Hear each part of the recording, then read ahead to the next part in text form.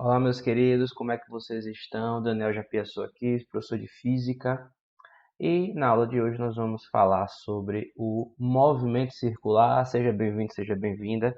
E vamos entender como é que os segredos que envolvem o movimento circular. Essa é a nossa aula 18 do nosso curso completo de Física. E talvez a primeira coisa para a gente entender sobre o movimento circular é que ele é o primeiro exemplo que a gente tem dentro da física que envolve um movimento ou mesmo eventos que são periódicos. O que é algo periódico?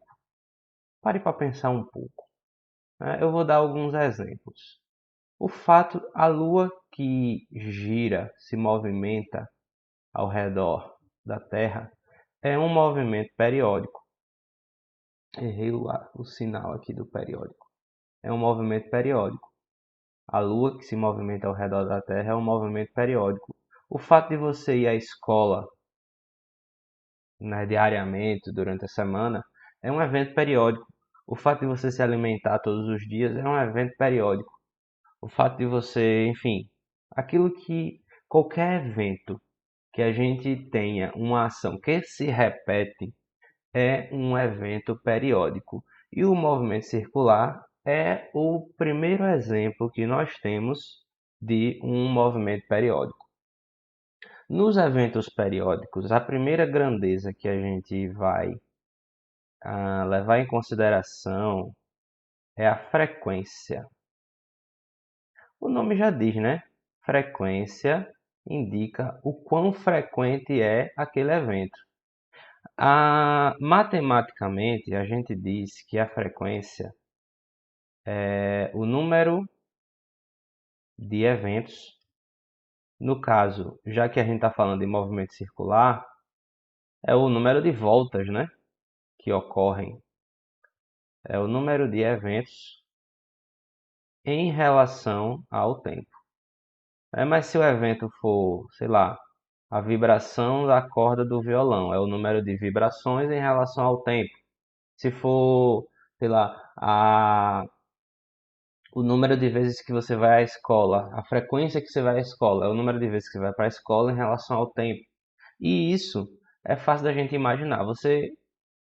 Qual é a frequência que você vai à escola? Não são todos os dias, né? Você vai 5 vezes por semana. Com que frequência você escova os dentes? Você escova, sei lá, 3 vezes por dia. Com que frequência você faz isso ou aquilo? É sempre uma relação de número de vezes que você faz em relação ao tempo, se aquilo é algo que se repete. Não faz sentido falar de frequência se for algo esporádico, certo? Para simplificar a matemática, a gente simplesmente diz que a frequência vai ser n, que é o número de eventos, ou no caso, né, o número de voltas, pelo intervalo de tempo, certo? Essa é a frequência.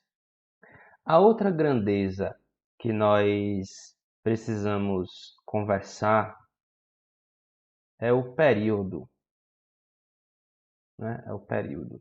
O período, ele é o tempo, ou o intervalo de tempo, né, necessário para que ocorra um evento por completo. Para que ocorra um evento por completo. Se a gente está falando, por exemplo, se o evento que a gente está analisando é o movimento da Lua ao redor da Terra, o período é o tempo necessário para que a Lua complete a sua volta ao redor da Terra. Ok? Tempo necessário, no nosso caso, né, para uma volta completa. Tá bem? Para uma volta completa. Lembrar de anotar aqui. Uma volta completa. Se a gente for utilizar a expressão que a gente viu aqui da frequência, para analisar o período, a gente tem o seguinte, olha. Se é o tempo necessário para uma volta completa, o número de eventos ou o número de voltas é igual a 1. E o tempo é justamente o período. A gente vai representar o período por um T maiúsculo. É por isso que a gente diz que a frequência ela é o inverso do período. Ou, né, podemos também dizer, não faz mal em dizer isso, que o período é o inverso da frequência. Ok? Tudo bem? Vou apagar aqui para a gente continuar a falar sobre estas coisas. Ok. Bom, deixa eu desenhar um círculozinho aqui. Desenhar não, né? Vou desenhar aqui um círculo, certo? Quando a gente diz que o movimento é circular, a gente está indicando que o corpo, né, o móvel, o objeto que está se movendo, a trajetória dele é esse círculo. A trajetória dele é esse círculo. O corpo está aqui se movendo, ele está, né? Uma hora ele está com a velocidade apontando para cá, outra hora ele está com a velocidade aqui, ó, apontando para cá. No caso, é um movimento que está no sentido anti-horário, certo?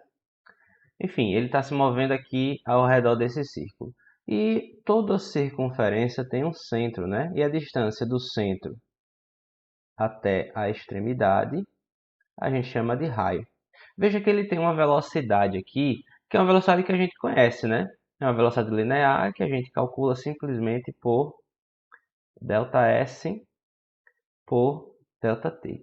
Só que uma outra grandeza que a gente pode analisar é, por exemplo, se ele sai aqui desse ponto A e chega aqui no ponto B.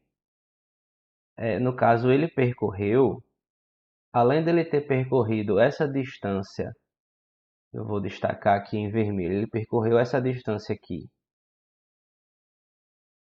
ΔS, né? Ele também vai percorrer essa distância aqui em termos angulares, né? Vai ter essa variação angular aqui que a gente vai chamar de ΔΦ. Certo? Φ vai ser a letra grega que a gente vai usar para representar o espaço angular, em que S é a letra que a gente usa para representar o espaço linear. Existe uma relação entre ΔΦ e ΔS, de modo que lá na matemática a gente aprende que o comprimento total de uma circunferência, né, se a gente dar uma volta completa, vai ser 2π vezes o raio. Só que o 2π, vocês devem lembrar que ele representa o ΔΦ, o 2π, né? Ele representa uma volta completa. Ou seja, esse 2π, ele representa um ângulo, né? Ele representa um ângulo.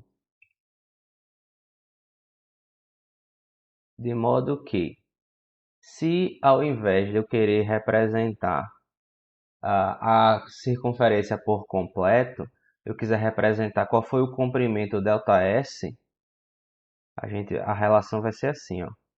O ΔS vai ser o ΔΦ vezes o raio. Veja que na nossa relação nós temos que a grandeza linear é igual à grandeza angular, a grandeza linear aqui, ó, ΔS, é igual à grandeza angular vezes o raio. Isso se repete para todas as relações. A velocidade linear vai ser a velocidade angular vezes o raio. Tá bem? A aceleração linear ela vai ser igual à aceleração angular alfa vezes o raio. Essa velocidade aqui angular, ômega, né? Esse W aqui significa ômega, que é a velocidade angular. Só que os conceitos eles permanecem, né? Como a velocidade é o deslocamento dividido pelo tempo, a velocidade angular vai ser o deslocamento angular, ΔΦ, dividido pelo tempo. Essas grandezas elas permanecem essas relações elas permanecem, sejam para grandezas angulares, seja para grandezas lineares, ok? Deixa eu apagar aqui para a gente fazer um exercício para memorizarmos melhor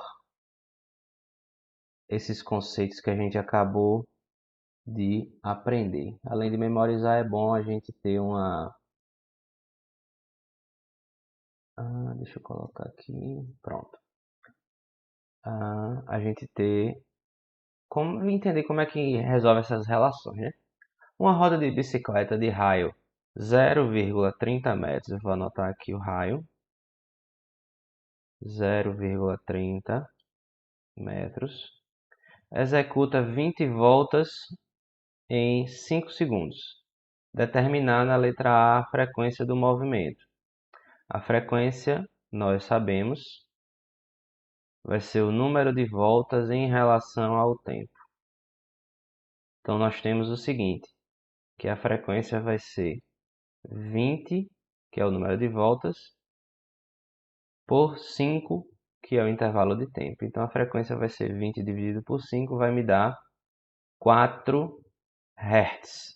Hertz, Hz, é a unidade de frequência em homenagem a Frank Hertz. Ok? Hertz. Letra B. Determine o período. Sabemos que o período é o inverso da frequência, ou seja, o período, o tempo necessário para essa volta de bicicleta, essa roda de bicicleta dar uma volta completa vai ser 1 sobre 4 e o período, como é um tempo, vai ser dado em segundos. 1/4, né, que também pode ser, se você quiser, 0,25 segundos. Na letra C nós temos, ele pergunta a velocidade angular da roda. A velocidade angular, veja, ela pode ser dada por a variação angular pelo tempo. A gente não tem a variação angular de um ponto específico, mas se a gente considera a variação angular a volta completa, 2π, o período, o ΔT vai ser igual ao período. Isso aqui também pode ser igual a 2π vezes a frequência, já que, né, o período é o inverso da frequência. Então aqui vai ficar 2π, a frequência vale 4. Isso aqui indica que a velocidade angular vai ser 8π, a unidade de ângulo é radianos, e a velocidade então fica radianos por segundo. No sistema internacional a gente não usa graus para representar os ângulos, ok? E a letra D, vou tentar fazer aqui de outra cor para destacar, para não precisar apagar, vocês poderem anotar depois. Determinar a velocidade linear. A gente sabe que a velocidade linear pode ser escrita como sendo a velocidade angular vezes o raio, né? A grandeza linear pode ser sempre a grandeza angular vezes o raio. Então nós temos 8π, o raio vale 0,30, então nós temos que a velocidade vai ser 8 vezes 0,3 dá 2,4π, como a velocidade linear, metros por segundo. E assim nós temos as nossas respostas. Então é isso, pessoal. Espero que tudo tenha ficado entendido. Na aula seguinte, nós vamos continuar falando sobre o movimento circular, apresentando a vocês outras grandezas como a aceleração centrípeta e de onde que a aceleração centrípeta vai, o que é que a aceleração centrípeta faz com o movimento circular, qual é a função da aceleração centrípeta no movimento circular. Então até a próxima aula. Um grande abraço.